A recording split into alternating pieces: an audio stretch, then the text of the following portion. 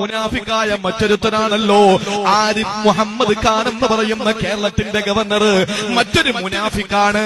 ഈ മുനാഫിക്ക് വിവരം കൊടുക്കുന്നു, ഇവിടെ കേരള സർക്കാരിനെ കൊണ്ടൊന്നും ചെയ്യാൻ പറ്റൂല, കേരള പോലീസിനെ കൊണ്ട് നിയന്ത്രിക്കാൻ പറ്റുന്നില്ല, കലാപം ഉണ്ടാകിട്ട് ഇങ്ങനെ സ്പ്രെഡ് ആവുകയാ, ആളുകൾ മരണപ്പെട്ടുകൊണ്ടിരിക്കുകയാണ്, കത്തിക്കുത്തുകളും കലാപങ്ങളും നടന്നുകൊണ്ടിരിക്കുകയാണ്. അതുകൊണ്ട് പെട്ടെന്ന് പട്ടാളത്തെ അയക്കുമോ എന്ന് ചോദിച്ചിട്ട് വിവരം കൊടുക്കുന്നു. ഇതൊക്കെ നേരത്തെ തീരുമാനിക്കപ്പെട്ട കാര്യങ്ങളാണ്. അങ്ങനെ ഇന്ത്യയുടെ പട്ടാളം വരികയാണ്. HMP കോളനിയിൽ ഇന്ത്യയുടെ പട്ടാളം വന്നു കഴിഞ്ഞാൽ കാരുണ്യമില്ലാത്തവരാ സഹോദരാ, കരുണയില്ലാത്തവന്മാരാ, നരകത്തിന് വേണ്ടി അള്ള പടച്ച ഒരു വിഭാഗം കശ്മലന്മാരാ. ഈ കശ്മലന്മാര് വന്നാൽ ഇവിടത്തെ പ്രായാധിക്യം വന്ന ഉപ്പാപ്പമാരെ പിതാക്കന്മാരെ തല്ലിച്ചതച്ചടിച്ചു കൊല്ലുന്നു, ബാക്കിയുള്ള യുവാക്കളെ വെടിവെച്ച് വീഴ്ത്തുന്നു. എന്നിട്ട് നമ്മുടെ ജീവനതുല്യം സ്നേഹിക്കുന്ന പെൺമക്കളെ ബലാത്സംഗം ചെയ്യൂ, നമ്മുടെ പാവപ്പെട്ട സഹോദരിമാരെ ക്രൂരമായിട്ട് ബലാത്സംഗം ചെയ്യൂ.